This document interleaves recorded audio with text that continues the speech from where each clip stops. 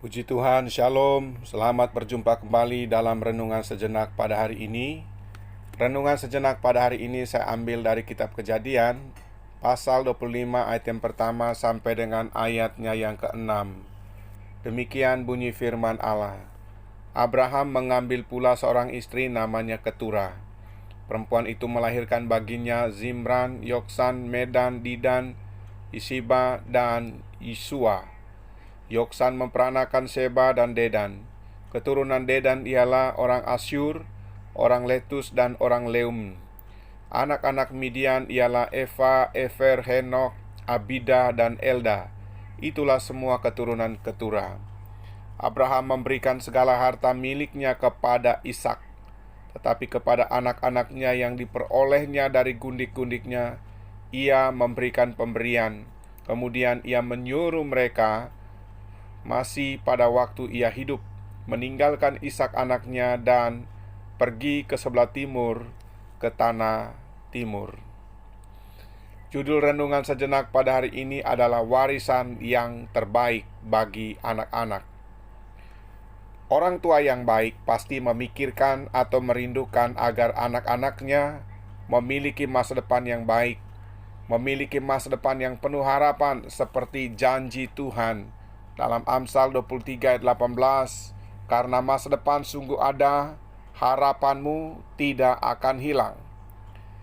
Sebelum Abraham mengakhiri perjalanan hidupnya di muka bumi ini, alias meninggal dunia, ia telah mempersiapkan warisan yang terbaik untuk Ishak anaknya.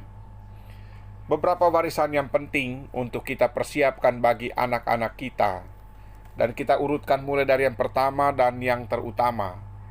Pertama adalah warisan iman.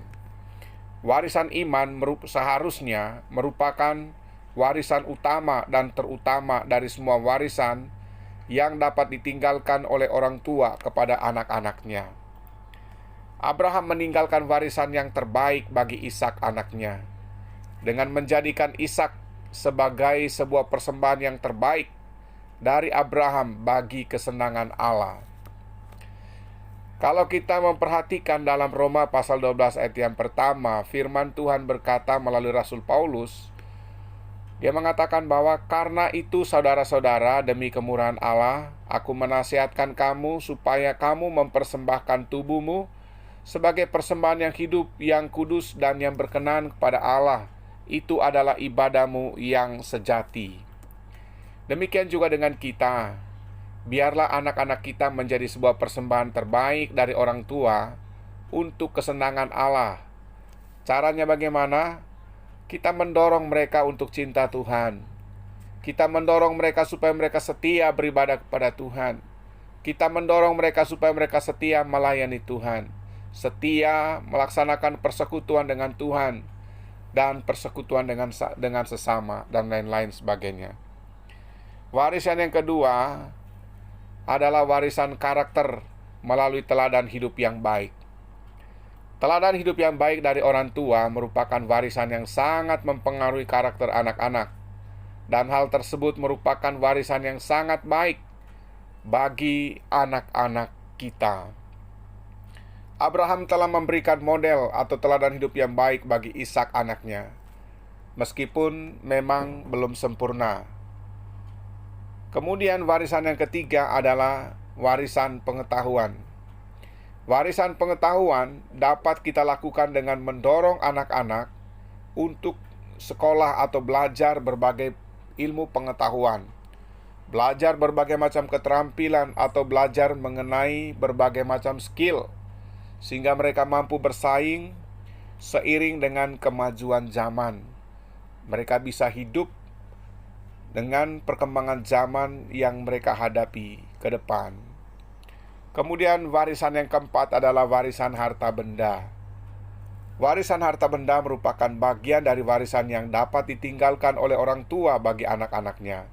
Namun, warisan harta benda bukanlah warisan yang pertama dan terutama yang dipikirkan oleh orang tua.